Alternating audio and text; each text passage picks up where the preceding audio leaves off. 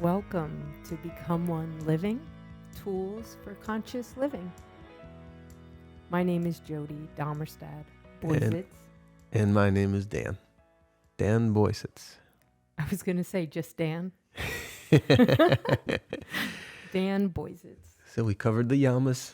We covered the niyamas. Mm-hmm. Overview, of course. There are 8 limbs of yoga.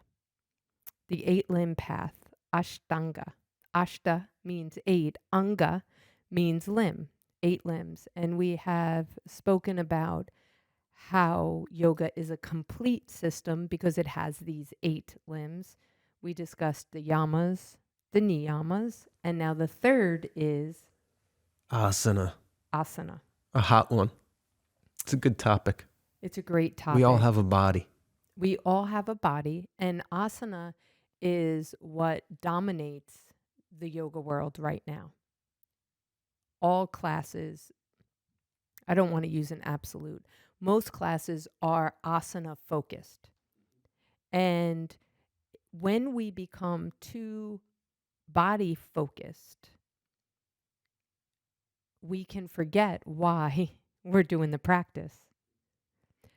Yoga, thousands of years ago, only mentioned the body or asana 3 times in the scriptures. So thousands and thousands of years ago, if you look back in the Yoga Sutras, there's only 3 lines about asana. And the word asana means seat, S-E-A-T,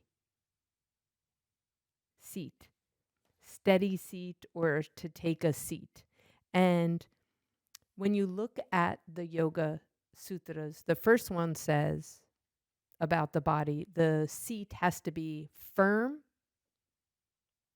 steady, but comfortable. Now, when you do that,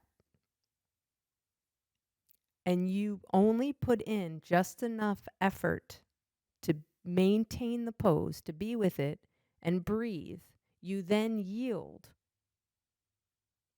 these powers, they say, of not wavering between polarities and duality.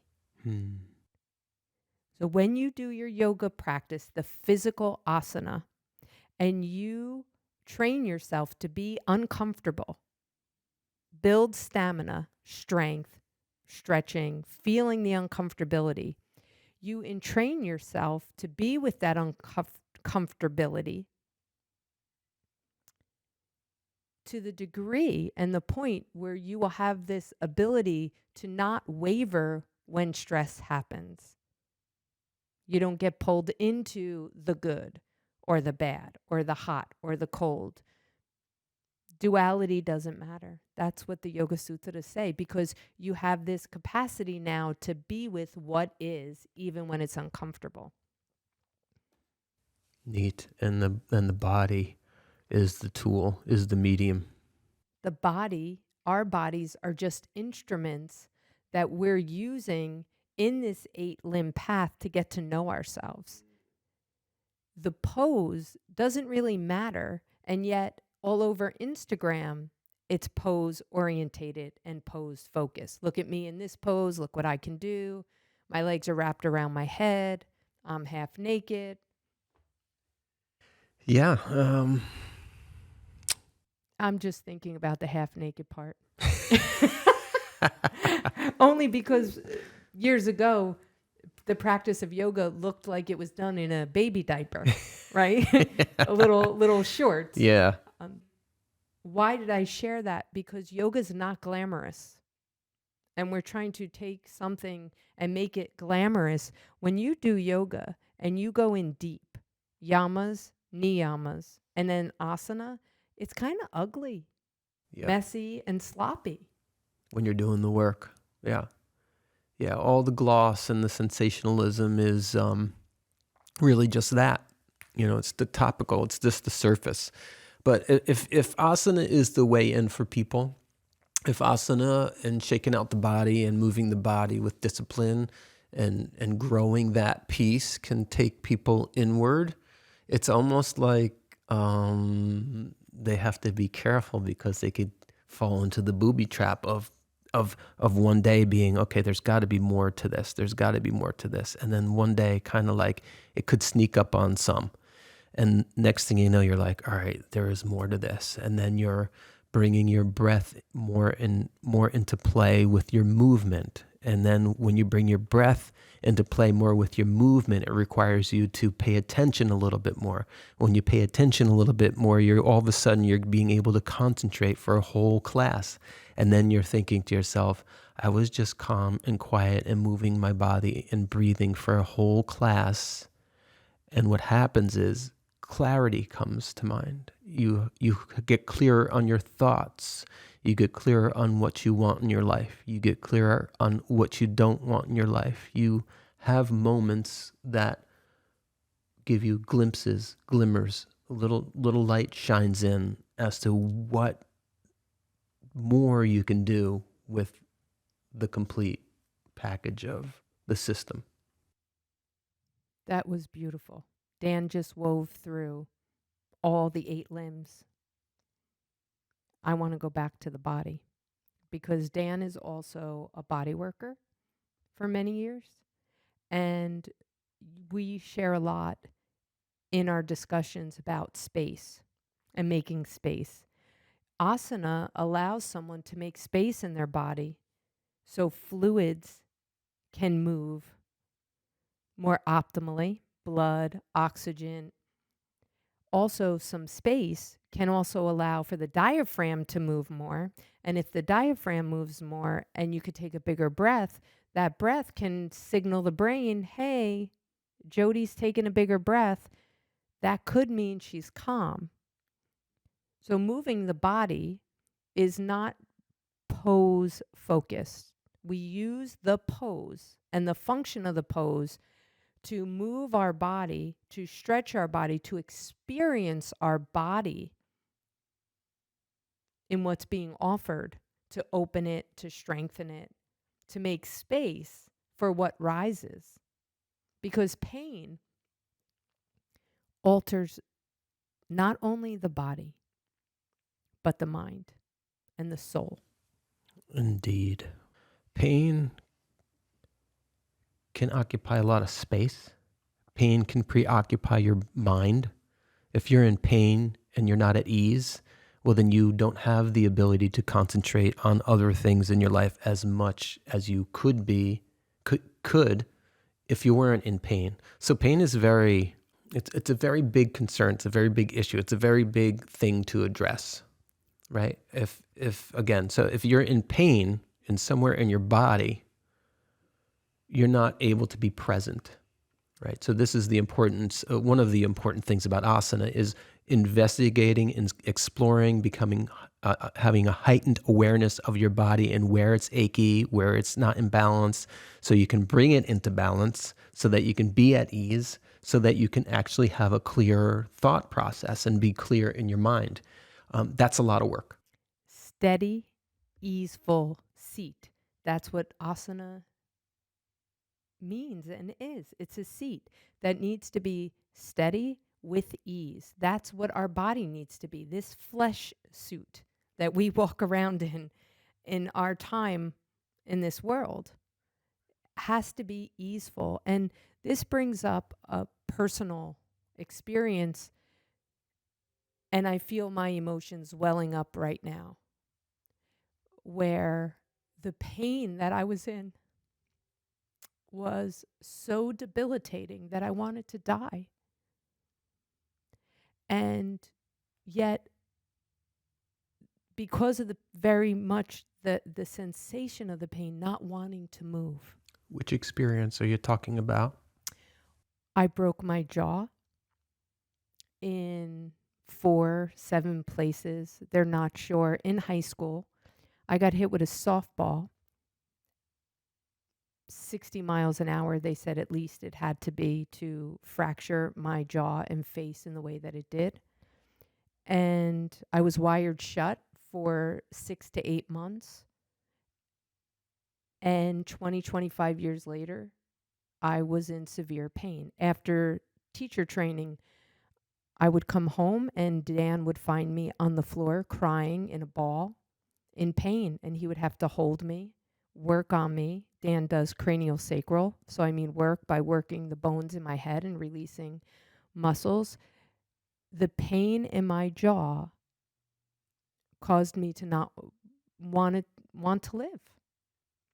And that very feeling of pain also didn't allow me to move in my mind because I thought it would exacerbate the pain. When I finally started moving, the pain started to subside.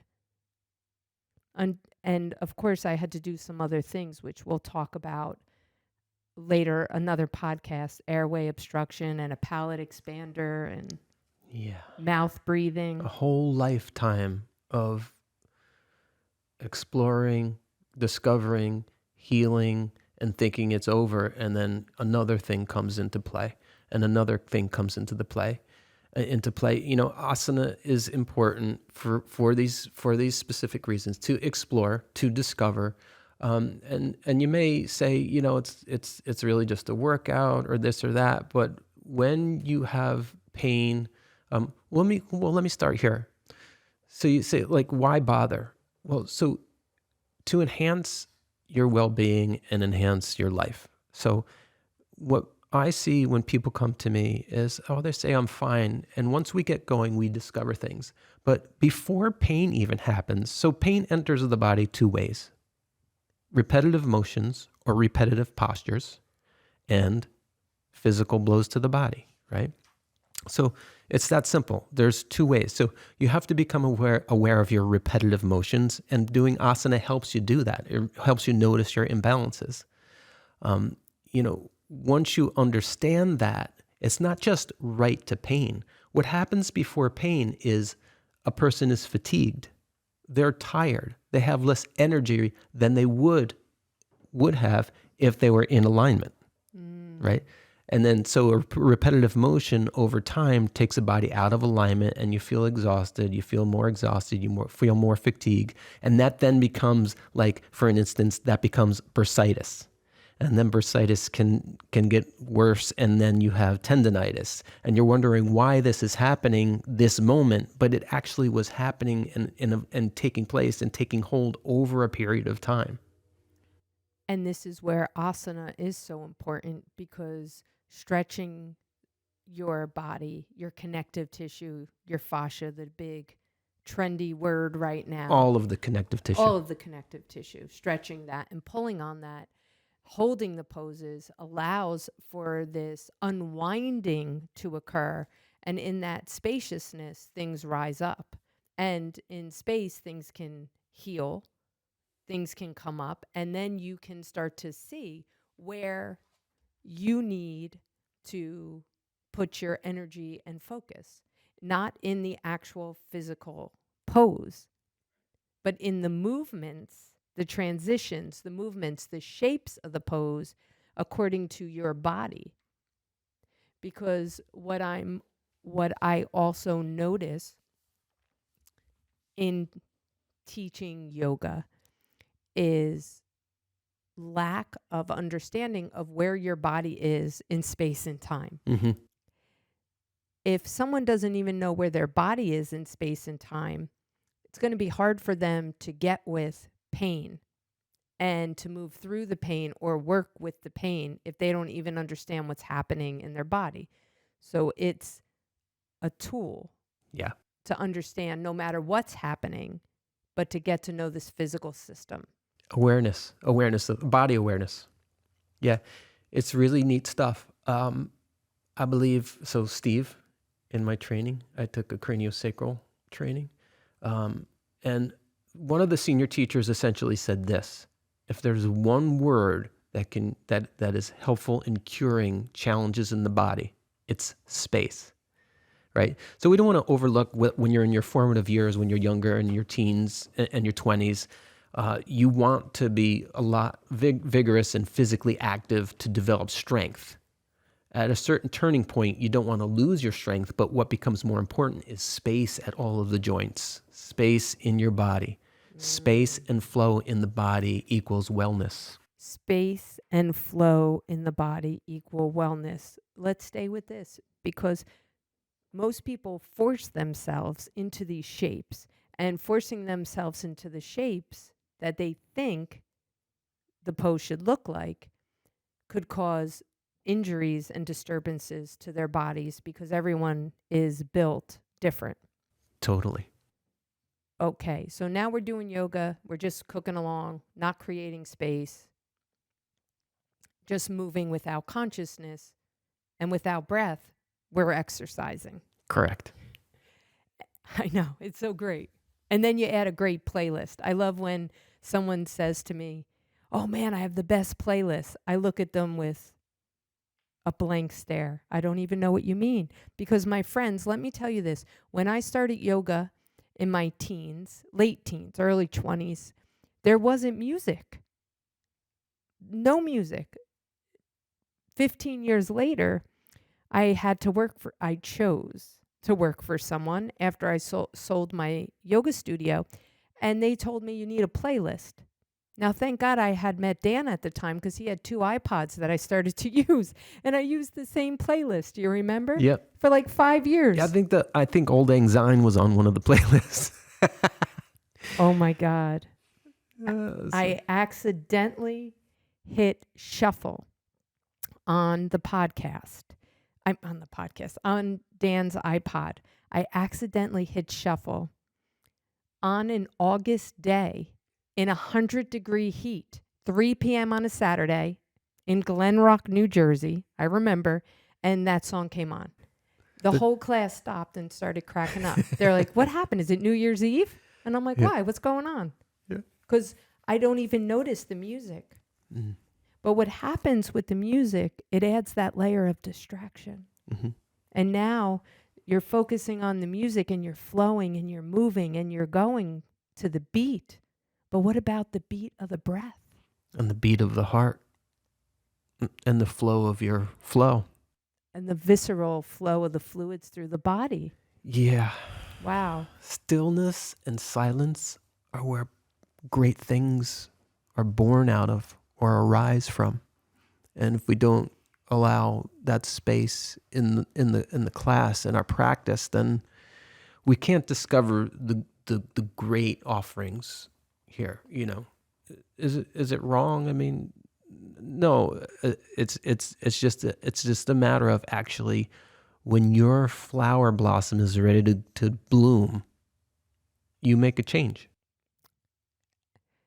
And the why. Why?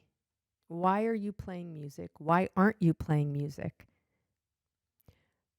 The gift of yoga is duality, is embracing both sides.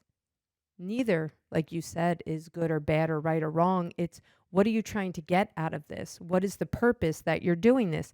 Asana, one purpose of asana is to use your body to calm down your nervous system Mm-hmm. so that you can sit and concentrate in stillness and silence to meet yourself. The history of yoga isn't about asana. It's not asana focused.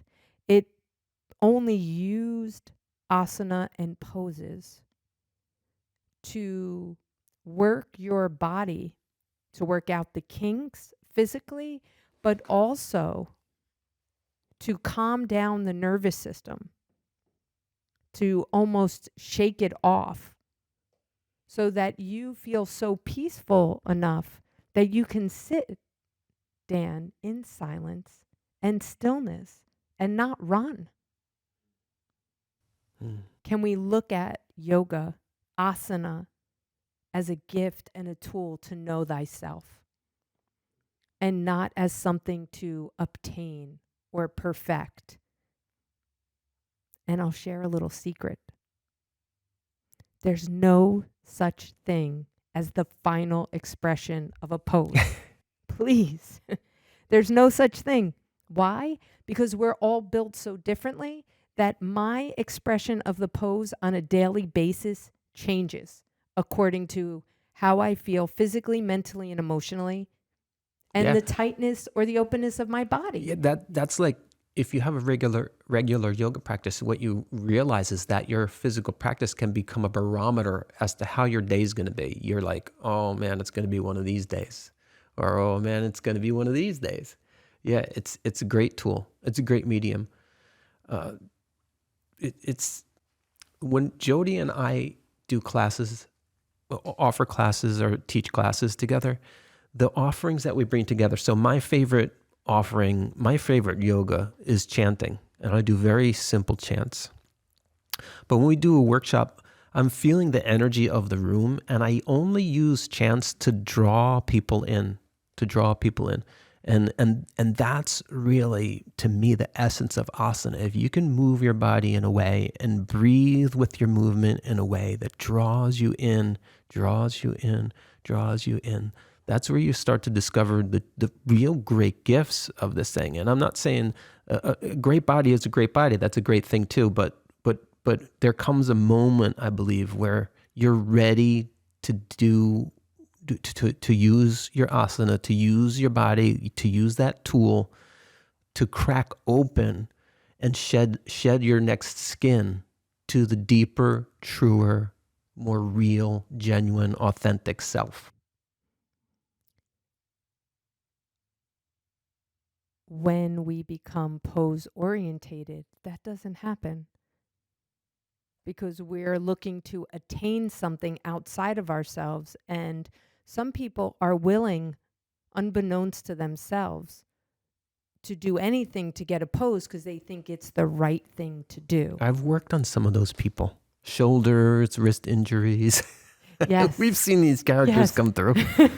Just recently, Dan had a young girl who had cervical issues. No cervical curvature. And I knew exactly what was going on. Too many chaturangas. Cervical means neck. Cervical spine is the upper neck bones. And she had no curve. It was straight. And it's supposed to be curved. And Dan asked me, Joe, what do you think? And I said, she's probably also doing headstand and she's not built for it. And she came in, he worked on her, and what did she say? I was doing headstand and chaturangas. Yeah. Some people will never be able to do some poses. I'm going to say that again. And some of you listening, you might not like it. Some people may never be able to do some poses. Because of bony deviations, because of the way your body's built differently from one human to the next. We're exactly. different. Yeah. And if you don't honor that or know that and you keep pushing, that's when injury occurs. Like lotus, sitting cross-legged and tucking both your feet in. If you don't know what sitting in lotus looks like, Google it, or hopefully one day we'll show you a picture. But when they sit cross-legged, not everyone's first of all, not everyone's hips femurs can externally rotate, turn out, and then some don't have torsion of the lower leg, movement in the lower leg. So all the stress goes into their knees. And yet in yoga, let's say people are like, everyone in lotus. No, everyone not in lotus. So asana needs to become more of a study of your own body within these shapes, that these shapes actually have a function. And Dan and I may do a podcast on the function of these poses, or a course perhaps, because it's important to understand what's the purpose of these poses, not just blindly going into them with instruction or cues that are so outdated they don't make sense. Oh my God, don't get me started. You're getting me started.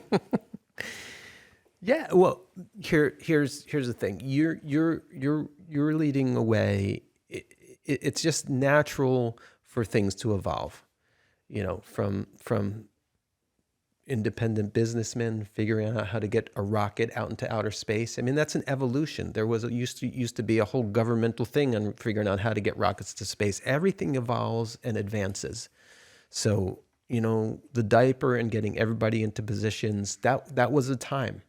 and we're thankful for that time. But everything evolves, and being here with all the neuroscience, with the ability to go to a cadaver lab and open up bodies and see for yourself, all these opportunities fuel the understanding and educate us on how our differences manifest, how our differences can make certain poses not available to certain humans.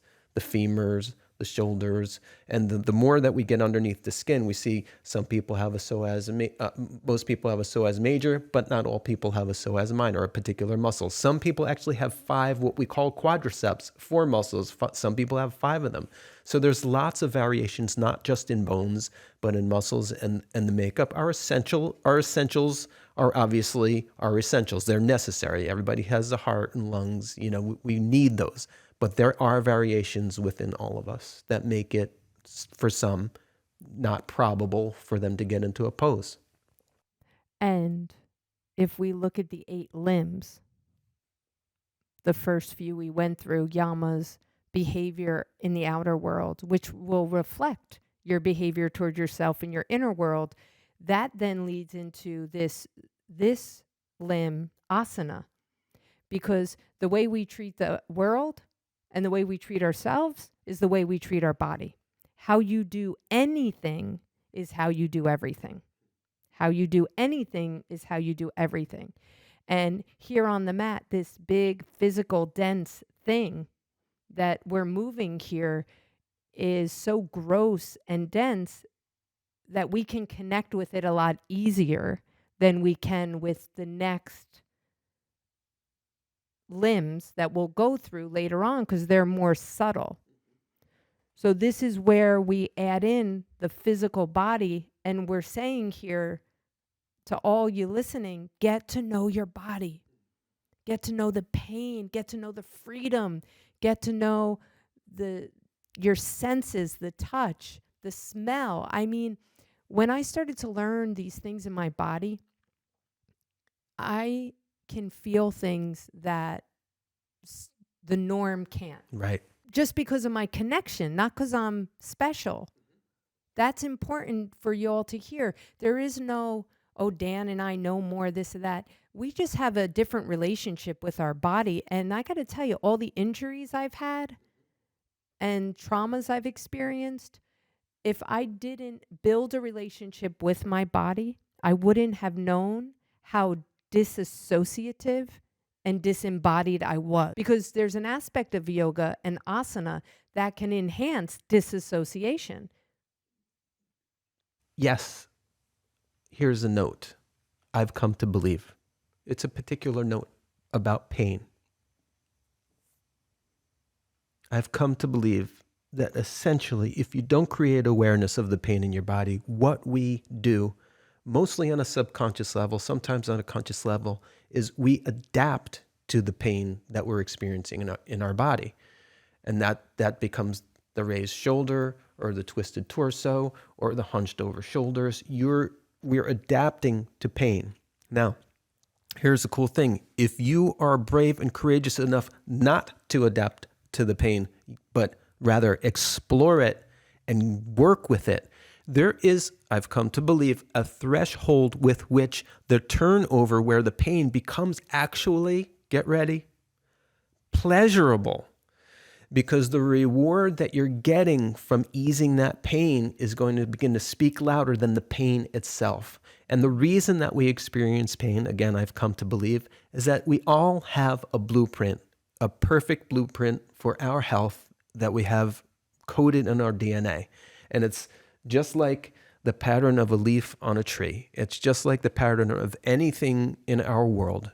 There is a DNA blueprint, I've come to believe, of all living things. So we have this perfect blueprint, and then we're born and we have life happen to us. All sorts of stressors, repetitive motions, overwhelm of our being, say mentally and emotionally. And these stressors take us off our blueprint. That equation equals pain of one brand of another, one variety of or another. And so if we can go and explore our pain, get to know our pain, diminish our pain and work with our pain, we start to understand that pain can be rewarding and pleasurable, and that's not twisted. If you take the time to work with your pain, you will discover a whole world within yourself and bring yourself to ease and be able to manage your body better and so your life. Wow. That was beautiful. Pain is just a messenger. Are you listening? It starts as a whisper, and the whisper gets louder and louder, and it starts screaming, and the screams keep going until you stop. And if you don't stop, then the pain gets louder and louder, and then the body then forces you to stop.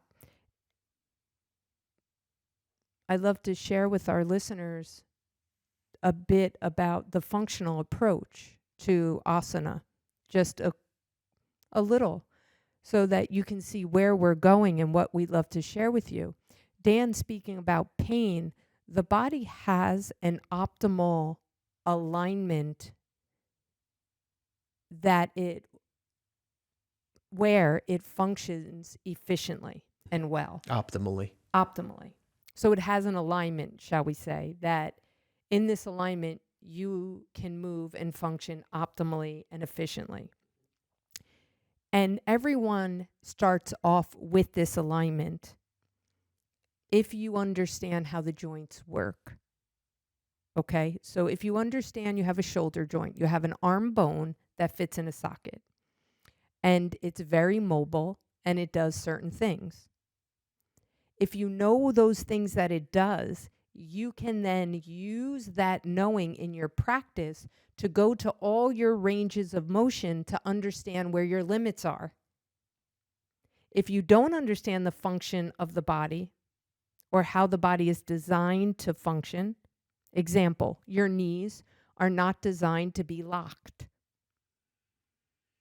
Just an example. Now, if you know that and you lock your knees in yoga, you'll start to practice unlocking them and see what that does for your whole system. The rest of you. That's what I mean by optimal. So there's certain things that your joints actually want and need to be to function well. We look at yoga that way. So the cue, you hear teachers say, inhale your arms up overhead and pull your shoulder blades down your back. That's not a functional cue, because when you lift your arms overhead, your shoulder blades actually move up to the ceiling and your neck muscles pull your shoulder blades up. Now, to tell someone to do the opposite could put them in danger of getting hurt repeatedly over time. I'm just going to go back to say this is asana. This is the limb of asana. It's the third limb. And we're discussing the body and how you can use the body to move, to disperse and down regulate nervous energy. But also you get to explore your pain, your freedom, your strength, your weaknesses, so that you know what you need to work on so you can live with ease and health and longevity while you're on this earth. And so the yoga that we're going to offer you throughout these podcasts here and there is this concept of functionality. How can you apply function to traditional yoga poses? And please, please, please remember, these poses weren't designed for performances or pictures. These poses years ago were used to get you comfortable in your body, pain-free, so you can sit in meditation, still, silent, and quiet, so that you could hear your soul rise and discover your true purpose.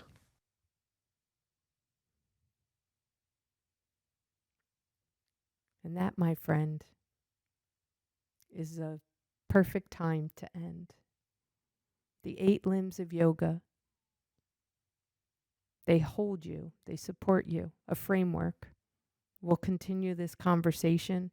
And if you would like to add to the conversation, you can email us at becomeoneliving@gmail.com and find us on Instagram at becomeoneliving. Thank you so much for joining us.